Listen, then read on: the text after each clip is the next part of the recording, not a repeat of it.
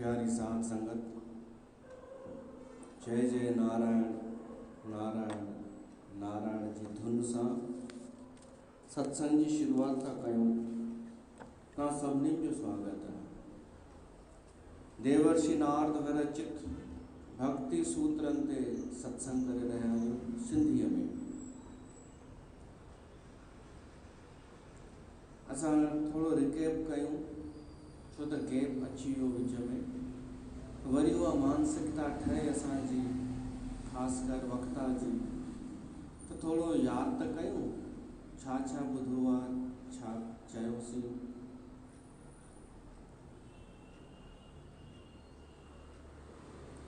गोपिन जी ॻाल्हि हली पई।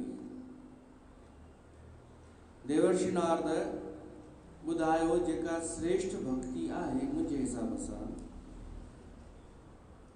वो गोपियुनि में आहे। वह श्रेष्ठ भक्ति कहिड़ी? ॿ ॻाल्हियूं हुन में तव्हांखे आहे न यादि? ॿ ॻाल्हियूं देवर्षि नारद ॿुधायूं मुंहिंजे हिसाब सां।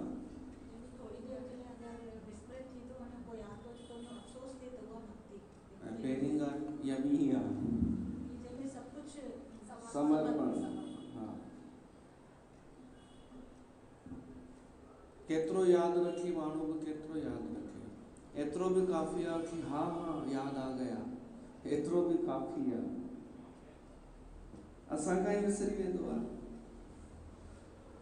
छो त असां सार तत्व कढी वठंदा आहियूं, पोइ हृदय में समाए छॾींदा आहियूं, पोइ अखर भली विसरी वञनि असां खां, चिंता न कजो। ॻाल्हियूं विसरी वञनि, सार त ग्रहण करिणो आहे ऐं मटिणो आहे जीवन उन अनुसार। पोइ ॻाल्हि यादि न बि रहे, बसि एतिरो ई पोइ यादि रहंदो आहे कि स्वभाव ठही वञे असांजो अहिड़ो, पोइ छो था कयूं ख़बर कान्हे।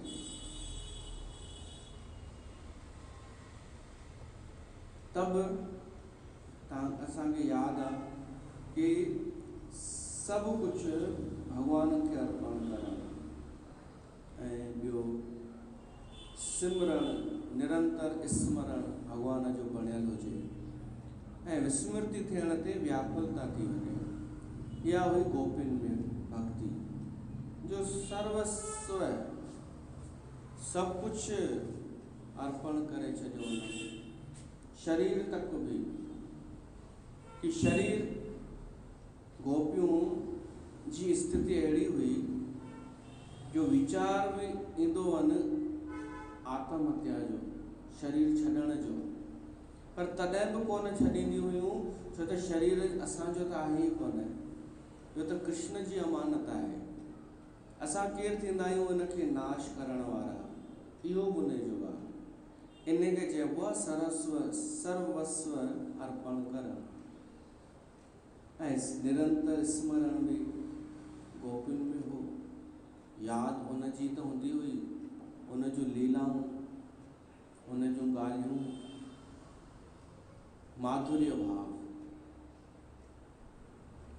त सावधान कंदे देवर्षि नारद चए थो कि इहो न सम्झिजो कि गोपियुनि खे कृष्ण जो महात्म ख़बर न हो।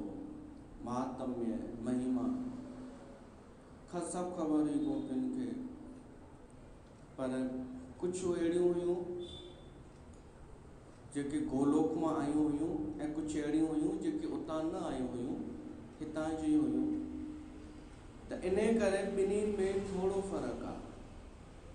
प्रेम त बराबरि आहे ॿिन्हिनि जो, पर जेके हितां वारियूं आहिनि उन्हनि खे कृष्ण जो महात्म ख़बर कोन हो कि वास्तव में केरु आहे।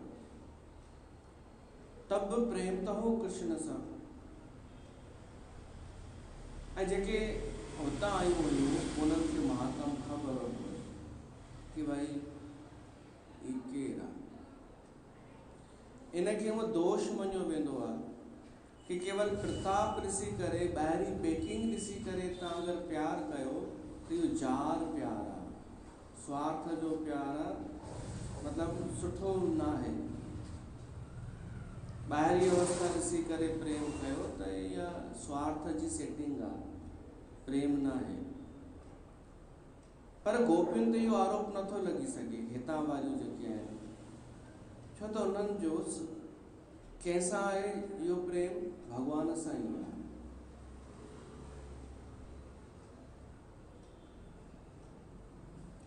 अगरि भॻवान अवतार वरितो हुजे त पोइ महात्म भली न बि ख़बर हुजे, छो त साक्षात मौजूदु आहे असांजे अॻियां। भली पोइ महात्म ख़बर न बि हुजे, भली असांजे लाइ छोरो हुजे उहो, जीअं गोपियूं चवंदियूं हुयूं उनजो छोरो यशोदा जो, या कुझु बि, त बि उहा भक्ति ई आहे। छो त साक्षात भॻवानु अवतार वठी करे आयो आहे। पर असांजे अॻियां अवतार त आहे कोन।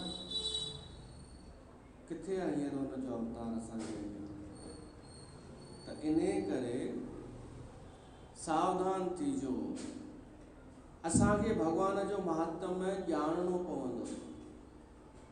असांजे लाइ हू ऑप्शन कान्हे कि असां चऊं गोपियुनि बि त सखाम प्रेम कयो, उनजो ॿाहिरियों ऐश्वर्य हे हो ॾिसी करे प्रेम कयो, त असां बि उहो ई प्रेम कयूं। उनजे अॻियां त मौजूदु हो न।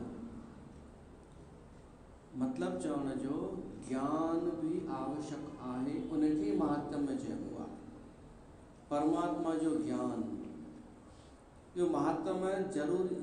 हींअर असां अगरि महात्म्य न ॼातोसीं परमात्मा जो, कि परमात्मा कहिड़ो आहे, कीअं आहे, कहिड़ो हुनजो स्वरूप आहे, त भक्ति कीअं कंदासीं? जॾहिं असां हुनजो महात्म्य ॼाणंदासीं, गुरु नानक ॼातो, पोइ भक्ति कयूं, त पोइ इहा थींदी पक्की भक्ति, ॼाणण खां पोइ वारी भक्ति। ॼाणणो पवंदो, छो त असांजे अॻियां साक्षात रूप में कोन्हे। त महात्म्य छा आहे भॻवान जो, कि आख़िरी ज्ञान छा आहे भॻवान जो? असां हेॾी भगवत गीता ॿुधीसीं, ज्ञान सां भरियल। आख़िरी ॻाल्हि इहा अथव भॻवान जी, भॻवान खे ॼाणण लाइक़ु,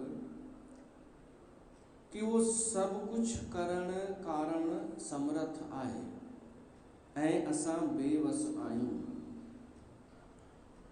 पर तॾहिं बि हू असांजे मथां कृपा करे रहियो आहे। मां सार ॻाल्हि थो ॿुधायांव, ॼाणण योग्य ॻाल्हि। असां बेवस आहियूं, असां जीव आहियूं ऐं अनेक आहियूं। उहो हिकिड़ो ई आहे परमात्मा, उहो सर्व समर्थ आहे। उन असांखे पैदा कयो अथई, असांजी सार संभाल लहे थो। उन जी कृपा खे अनुभव करण, महसूस करण कि वाकई हुन ॾाढो कुझु ॾिनो आहे, मूंखे आनंद प्रेम ऐं सभु कुझु ॾिनो आहे। इहो ई आहे ज्ञान। एतिरो ॼाणण खां पोइ भक्ति शुरू करे सघिजे थी।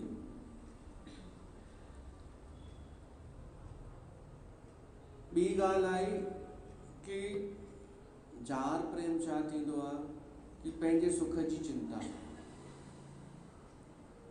पर भक्तिअ में हुजणु खपे पंहिंजे सुख जी चिंता न, मुंहिंजे प्रियतम जे सुख जी, उन जे सुख में सुखी।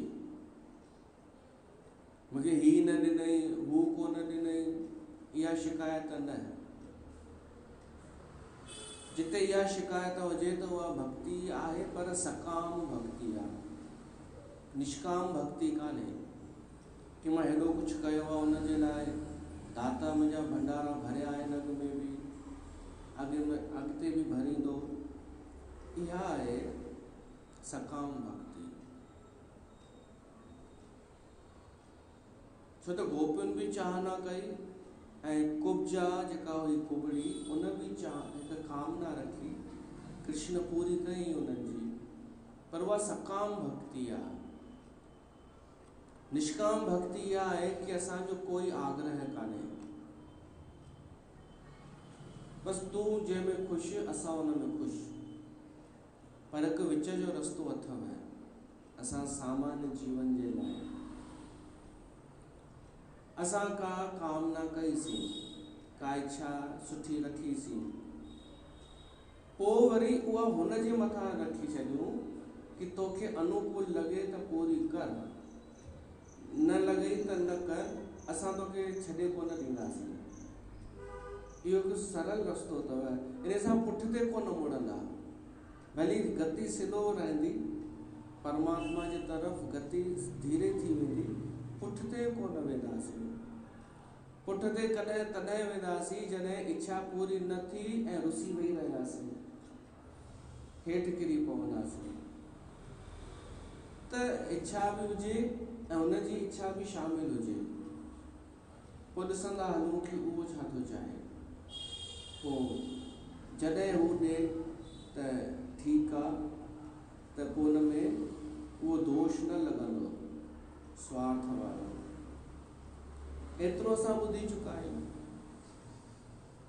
भक्तिअ जो स्वरूप, कि हुनजे सुख में सुखी रहण। भॼन ॻाईंदा आहियूं न,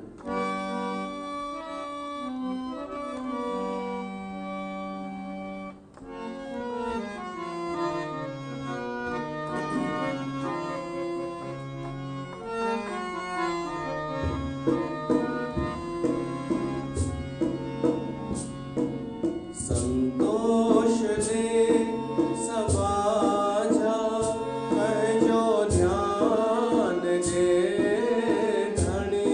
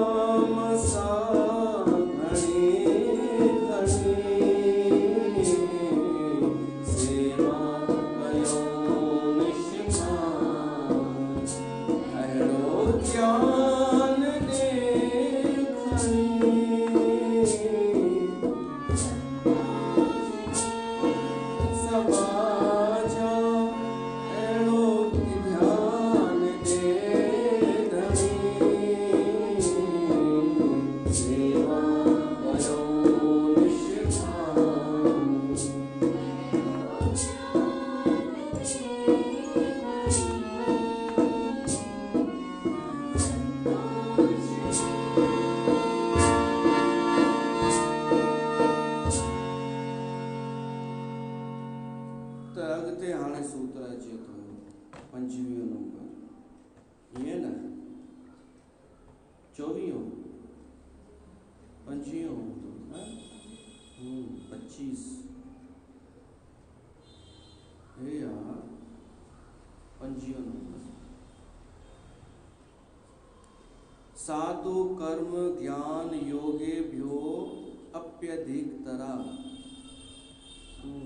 9 चैप्टर तो शुरू करे देवर्षि नारद कि जेका भक्ति आ, कहिड़ी भक्ति जेका असां हींअर तक ॿुधी आहे, उहा वारी न कि मथां वारी निष्काम भक्ति, ज्ञान युक्त भक्ति, प्रेम स्वरूप भक्ति, इहा ज्ञान कर्म ऐं योग खां बि मथे आहे। देवर्षि नारद तो चए ये मार्ग आहिनि भगवान खे पाइण जा, कर्म मार्ग, ज्ञान मार्ग, योग मार्ग। पर इन्हनि खां श्रेष्ठ आहे भक्ति मार्ग। ऐं भक्ति त सभिनीनि खे करणी पवंदी, चाहे कर्म वारो हुजे, चाहे ज्ञान मार्गी हुजे, चाहे योग मार्गी। छो त भगवान त मिलंदो शरणागतीअ सां ई, चाहे ज्ञानी हुजे, चाहे कर्म निष्काम कर्म करण वारो हुजे, चाहे योगी हुजे, भगवान जी प्राप्ति थींदी आहे शरणागतीअ सां। त ज्ञानीअ खे बि शरणागति करणी पवंदी, सभिनीनि खे करणी पवंदी। ऐं कर्म ज्ञान योग में भक्ति अगरि मिश्रित थी वञे त ज्ञान योग थी वञे, न त सिर्फ़ु ज्ञान आहे। भक्ति मिली वञे त ज्ञान योग थी वञे, कर्म योग थी वञे, ऐं योग थी वञे, ध्यान योग भक्तिअ जे मिश्रण थियण सां। ज्ञान जेको आहे उन में त हूंदो आहे तत्वमसि अहम ब्रह्मास्मि, ॻाल्हि ख़तमु। ज्ञान जो सत्संग करण जे लाइ को वॾी व्याख्या करण जी ज़रूरत थोरी आहे, वॾा सत्संग करण जी आवश्यकता ई कान्हे। केवल एतिरी त परिभाषा आहे ज्ञान जी, अहम ब्रह्मास्मि, तत्वमसि, भई मां ब्रह्म आहियां, अद्वैत आहियां, हू अनिर्वचनीय आहे परमात्मा। हाणे परमात्मा अनिर्वचनीय आहे, अगोचर आहे, न महसूस थींदो, न वर्णन हुनजो थी सघंदो, त हुन लाइ छा आहे करण जी ज़रूरत छा आहे सत्संग, जेको न नज़र ईंदो, न ॻाल्हाईंदो, न ॿुधंदो, बसि आहे असांखे महसूस करणो आहे। ज्ञान जो त एतिरो ई ख़तमु थी वेंदी आहे व्याख्या हिते ई, कि बाक़ी तूं वञी कर, हाणे नेति कर वञी कि हे बि कूड़ो आहे, हे बि कूड़ो आहे, हे बि मिथ्या आहे, हे बि नाशवंत आहे, इहो सभु करे जेको तत्व बचई उहो परमात्मा आहे। त इन लाइ वॾा सत्संग करण जी कहिड़ी ज़रूरत आहे।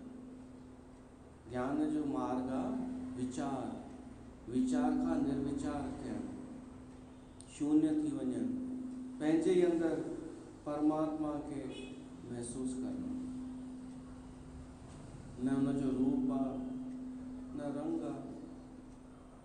भक्तिअ में आहे कथाऊं आहिनि, लीलाऊं आहिनि, गुण आहिनि, पियो वञ ॻाईंदो, जीवन भर ॻाईंदो वञ भॻवान जा गुण ई गुण, ख़तम ई कोन थींदा।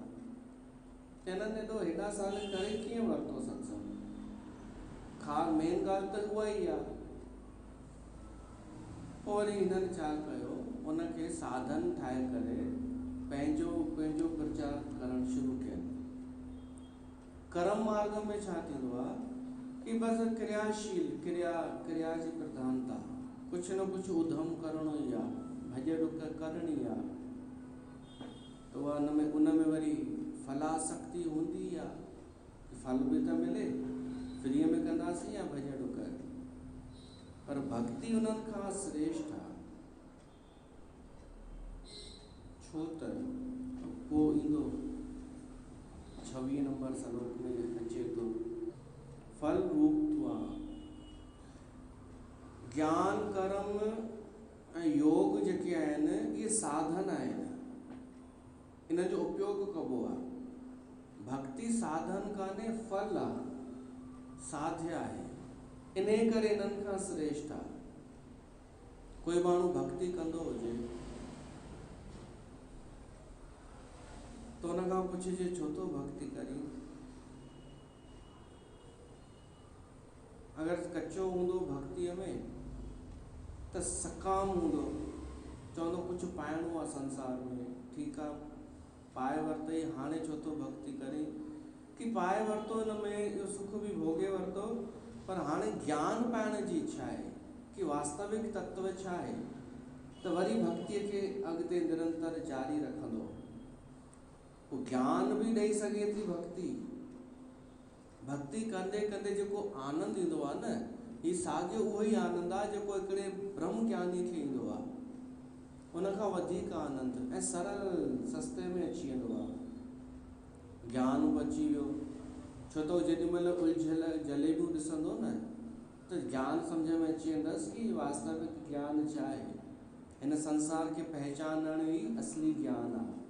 कूड़ खे कूड़ वांगुरु पहचाने वञणु ज्ञान आहे। अज्ञान नाश थिए, इहो ई असली ज्ञान आहे।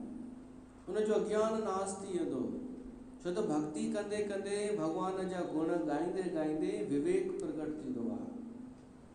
हल भाई ज्ञान अची वियो तोखे, हाणे छो थो भक्ति करी, चए थो हाणे त आनंद पियो थो अचे, हाणे भॻवान खे पाइण लाइ भक्ति थो कयां।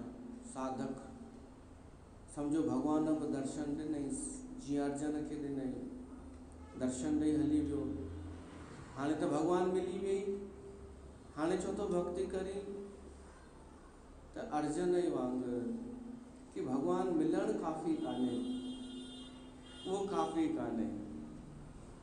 हाणे पंहिंजो बि मूंखे पंहिंजो पाण जे स्वरूप में सदाईं स्थित रहणो आहे ऐं भॻवान सां खेॾणो आहे, रांदि करणी आहे। त भक्ति कॾहिं बि साधन न रही, हमेशह साध्य ई रही, हमेशह फलदायी रही। हाणे त तोखे भक्ति बि मिली वई, भॻवान सां खेॾी बि थो, हाणे छा खपई, छो थो भक्ति करे। त चवंदो भक्ति त सार आहे, इहो त फल आहे। भक्ति करण लाइ त भक्ति कई हेॾा साल।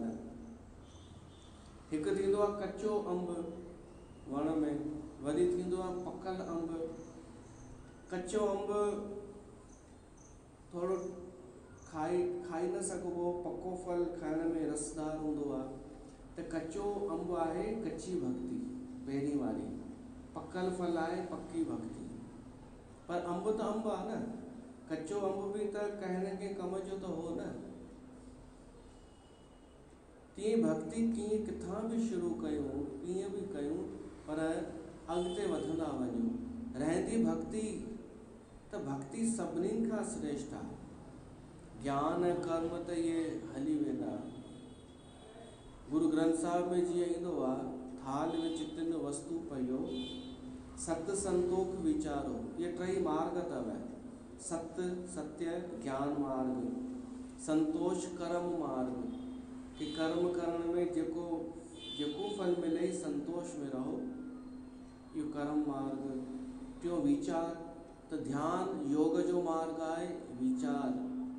वरी जॾहिं टई थी बि वञनि, पोइ छा थो अचे, अमृत नाम ठाकुर का पयो, जिसका सबस आधारो। इहा आहे भक्ति। हरि नाम भक्ति सार आहे, हरि भोजन सार। त भक्ति जेका आहे, देवर्षि नारद चए थो कि साधन कान्हे, साध्य आहे। भगत खां जंहिं भक्ति कई आहे, उन्हनि खां पुछी ॾिसो कि केॾांहुं पहुचणो अथई तोखे भक्ति करे, चवंदव किथे बि न, पहुची वियासीं। त हुन भक्तिअ में का यात्रा कोन हूंदी आहे। ज्ञान योग में हिकु यात्रा आहे, ज्ञान मार्ग में। तॾहिं त जलेबी चवंदियूं आहिनि कि अभी इतने साल हुए हैं, अभी इतने साल और लगेंगे, फिर ये होगा, चेक कंदियूं आहिनि। त ज्ञान मार्ग में हिकु यात्रा हूंदी आहे कि हेॾा साल हीअं हीअं कयोसीं त हीअ शइ मिलंदी। कर्म योग में भी इहो ई आहे कि कुछ क्रिया करणी आहे, कंदे कंदे कंदे कुछ हासिल थियो। योग मार्ग में भी इहो ई आहे, ध्यान जूं विधियूं कंदे कंदे कंदे किथे पहुतासीं। भक्ति में ईअं कान अथव। भक्ति उनखे चइबो आहे कि सभु हाणे छॾे ॾिनो, हाणे सभु क्रियाऊं छॾे ॾिनियूंसीं, हाराइजी वियासीं, थकिजी पियासीं। भक्ति इनखे चइबो आहे कि जॾहिं हाराइजी वियासीं, अहंकार छॾे ॾिनोसीं, पंहिंजी असहायता महसूस थी वई कि मुंहिंजे कुझु करण सां परमात्मा कोन मिलंदो, इहो पतो पइजी वियो। अगर असांजे कुछ करण सां या कुछ नियमन सां ही परमात्मा मिले तो वो परमात्मा कोई विशाल कोन हूंदो, वो छोटो हूंदो, कोई जेको बधियल आहे कि एतिरो एतिरो हीअं कर त मां मिलंदो मैं, उहो माना नियमन में बधियल आहे। भक्तिअ वारो परमात्मा बधियल कान्हे किथे, उहो जॾहिं चाहे तॾहिं मिलंदो आहे। हू जॾहिं चाहे, असांजे चाहिण सां न। हिकिड़ो संत थी वियो आहे बायजीत, 30 साल भगवान खे ॻोल्हण में लॻाई, पाइण में लॻाई, पोइ अचानक चई कोन मिलंदो। मां सम्झी वियुमि, मुंहिंजे ॻोल्हण सां कोन मिलंदो, जॾहिं हू ॻोल्हींदो तॾहिं मिलंदो। मिलंदो मूंखे ई, पर ॻोल्हींदो जॾहिं हो त छॾे ॾिनई हुनखे ॻोल्हण, पतो लॻाइण, हार मञई। या हार मञणी आहे भक्ति। मैं तो तुम संग नैन प्रीत लगाकर, नैन मिलाकर हार गई सजना। जॾहिं हाराइजी वेंदो आहे न त भक्ति शुरू थींदी आहे। ऐं उहो परमात्मा प्रयास सां कोन मिलंदो आहे, प्रसाद सां मिलंदो आहे। प्रसाद माना कृपा। उहो जॾहिं ॻोल्हणु शुरू करे असांखे। ऐं हिकु ॻाल्हि मां ॿुधी आहे, ओशो चयो अथई कि अगरि तव्हांखे भॻवान खे ॻोल्हण जी प्यास पैदा थिए त पक ई पक लिखी वठिजो, हुन ॻोल्हणु शुरू कयो आहे, तॾहिं तव्हांखे प्यास पैदा थी आहे। हुन चुनाव कयो आहे, हू कुझु ॼणनि जो ई चुनाव कंदो आहे जेके हुनखे हृदय में जची वेंदा आहिनि, जेके हुनखे वणी वेंदा आहिनि। केरु हुनखे वणंदा आहिनि हृदय खे, ख़बर ई कान्हे। तव्हांखे बि त वणी वेंदा आहिनि न कोई कॾहिं। इहो एग्ज़ाम्पल खणो, तव्हांखे बि कॾहिं कोई न कोई वणंदो हूंदो, हृदय खे जची वियो हूंदो। उहो नंढड़ो ॿार बि थो थी सघे। त कीअं वणियो हूंदो जो तव्हां हुन ते पोइ वरी महिरबान थी वेंदा आहियो। तीअं ई सम्झी वठो कि भॻवानु कीअं असांखे मुस्कुराए करे चुनियो हूंदो, जेको ॻोल्हणु शुरू कंदो आहे ऐं असांजे भीतर हृदय में निकिरणु चाहींदो आहे। त प्रयास उहो ई कंदो आहे। असां त छॾे ॾींदा आहियूं, ऐं छॾे ॾियणु खपे। अहंकार, कर्तापन, कि मां कुझु कंदसि, मां ॻोल्हे लहंदसि, इहो जलेबियुनि में थींदो आहे कि तूं करे सघीं थी, तूं ॻोल्ह, तूं पाए सघीं थी ज्ञान। हालांकि ख़बर ॿिन्हिनि खे कान्हे कि छा पाइणो आहे। तूं पा सघती है ज्ञान। हुननि त ॿाहिरियूं ॻाल्हियूं कुझु ठाहे छॾियूं कि अगरि तूं हीअ ड्रेस पाईंदीअ, जंहिं ॾींहुं असांजी भाषा ॻाल्हाईंदीअ, उन ॾींहुं असां सम्झंदासीं कि तूं पकी थी वई आहे ज्ञान में। पर भक्ति मार्ग में त उल्टो थींदो आहे कि जॾहिं असांखे पतो पइजी वञे कि असां कुझु कोन आहियूं। हींअर तक छा असां पंहिंजी मर्ज़ीअ सां आहियूं छा? जनम छा पंहिंजी मर्ज़ीअ सां मिलियो छा? शादी छा तव्हांजी मर्ज़ीअ सां थी छा? ॿार कहिड़ी क्वालिटीअ जा अचनि, इहो तव्हांजी मर्ज़ीअ सां थियो छा? छोकिरो अचे, छोकिरी अचे, तव्हांजी मर्ज़ीअ सां थियो छा? जॾहिं थिए हुनजे मर्ज़ीअ सां थो त असांखे सम्झण में घणो टाइम अञा खपे कि सभु कुझु उन जी मर्ज़ीअ सां पियो थो थिए। उहो ई करे रहियो आहे न। अचो गुरबाणी असां ज़ोर नाही।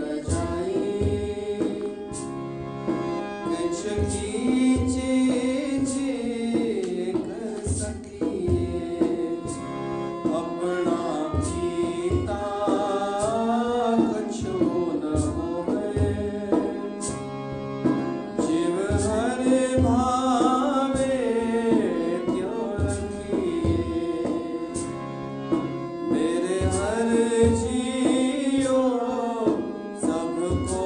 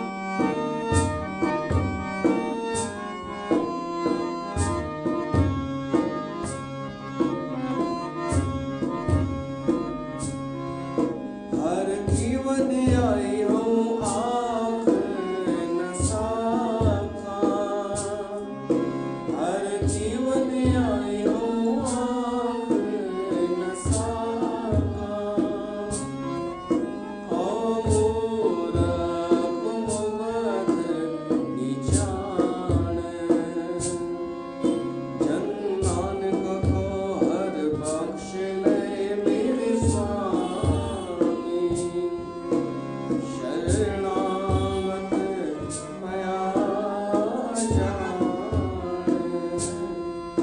जन नानक को हर बख्श ले मेरे स्वामी, शरणागत पया जाए। मेरे हर जियो सबको तेरे बस, मेरे हर जियो सबको तेरे बस। असा जोर नहीं जे कुछ कर हम सके, जिव भाए तिवै बख्शे। असा जोर नहीं जे कुछ कर हम सके।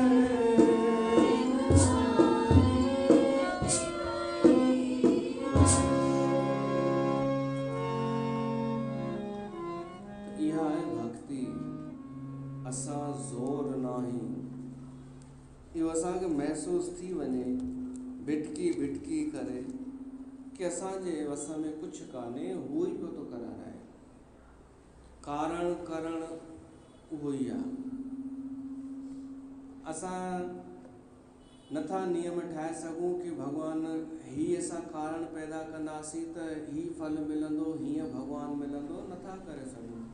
उहो हुननि खां ॿाहिरि आहे, असांजी सीमा खां ॿाहिरि आहे उहो परमात्मा। त हू जॾहिं कृपा कंदो आहे त ई असांखे मिलंदो आहे। प्रयास सां न मिलंदो आहे, प्रसाद सां मिलंदो आहे।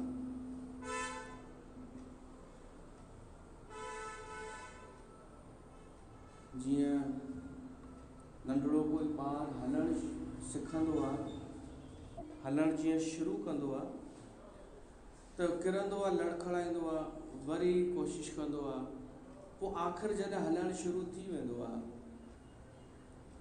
पोइ उहो सुठे सां पंधु कंदो आहे। भक्ति ईअं ई आहे। असां असहाय थी वञूं भॻवान जे अॻियां, पोइ उहो असांखे हलणु सेखारे, हलणु शुरू थी वञूं। ॿार खे लॻी सघे थो कि मां पंहिंजे प्रयास सां हलणु सिखियो आहियां, पर इहा हलण जी शक्ति उन में हूअं ई हुई, जन्मनि जन्मनि खां आहे। ही केवल हुन जी कृपा थी प्रकृतिअ जी त हलणु शुरू कयईं। तीअं ई भक्ति जेका आहे ऑलरेडी असांजो स्वभाव आहे। भक्ति करणु असांजो मूल स्वभाव आहे। पोइ असां धीरे धीरे सिखंदा आहियूं त उन जी प्रसाद सां, उन जी कृपा सां, जॾहिं हू कृपा करे।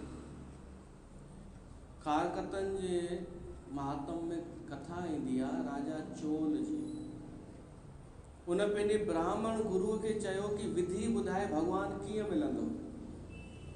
हुन चयईंसि हेतिरो ख़र्चु थींदो, हेतिरो समय लॻंदो, हे शास्त्रनि जे अनुसार विधि आहे, पाण यज्ञ कंदासीं। राजा चई जेतिरो बि ख़र्चु थिए, जेतिरो बि समय लॻे, जेका बि विधि हुजे मां कंदुमि। छो त शर्त लॻाई हुई हिकिड़े ब्राह्मण सां, विशनदास ब्राह्मण सां। शर्त इहा लॻी कि भॻवानु पहिरीं कंहिंखे थो मिले। अथव यादि? ठीकु आहे। त राजा त सभु विधियूं अपनायूं जेके जेके शास्त्रनि में लिखियल हुयूं। ऐं हुन ब्राह्मण छा कयो?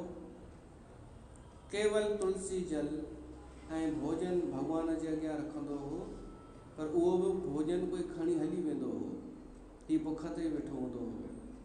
भॻवानु उनखे दर्शन ॾिनो, ब्राह्मण खे, विशनदास ब्राह्मण खे।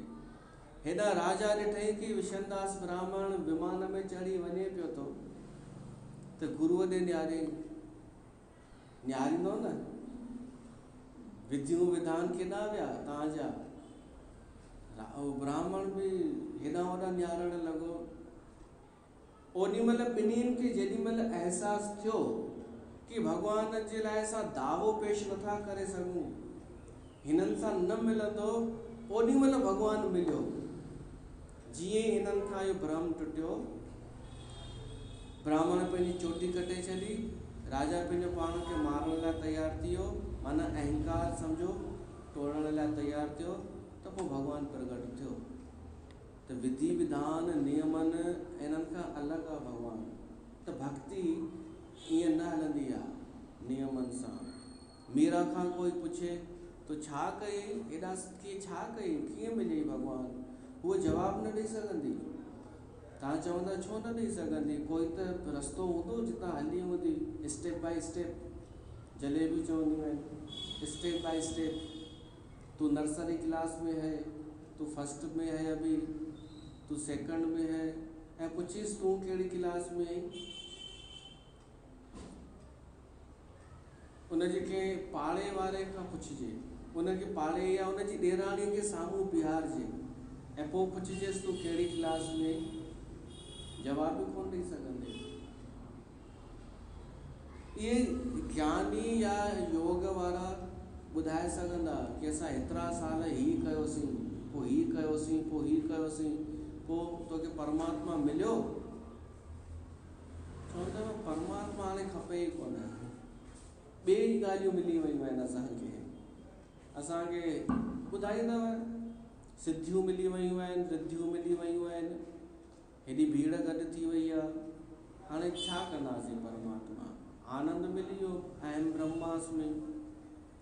पर भक्तिअ में ईअं न चवंदो आहे भॻत, हू चवंदो आहे पहिरीं बि हुनजी कृपा हुई, मां हुन जे राह ते हलणु शुरू कयो, इहा हुनजी कृपा हुई।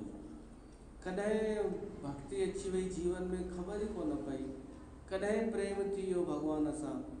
भगत जी स्थिति ईअं हूंदी आहे, बेबूझ, कुझु ॿुधाए न सघंदो कि किथां आयो आहियां, कहिड़े रस्ते तां हलियुमि, हुनजी कृपा।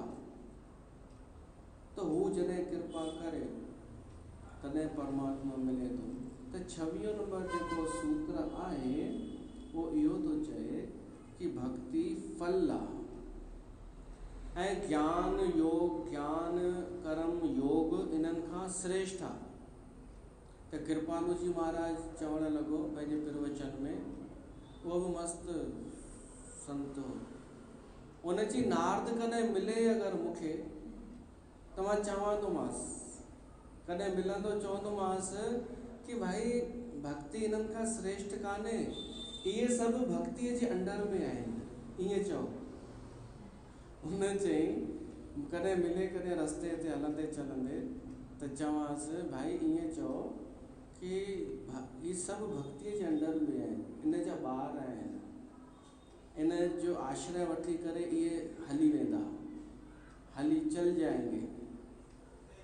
ऐं ही छा, ख़ुदि भॻवानु भक्तिअ जे अंडर में आहे। तो हुन संत चयईं भॻवानु बि भक्तिअ में आहे, भगतीअ जे वस में आहे। हू ज्ञानी हुनखे कैच नथो करे सघे, पर भगत हुनखे मजबूर करे सघे थो पंहिंजे प्रेम में, पंहिंजे भक्तिअ सां हुनखे कुझु बि हुनखां कराए सघे थो, हुनखे नचाए बि सघे थो, हुनखे रुआरे बि सघे थो। अहिड़ियूं ॾाढियूं मिसाल आहिनि कि भॻवान भगतनि जे लाइ छा छा कयो आहे, इहो असां ईंदड़नि सत्संगनि में ॿुधंदासीं। अॼु हिते विराम। बोल श्री कृष्ण भगवान की जय।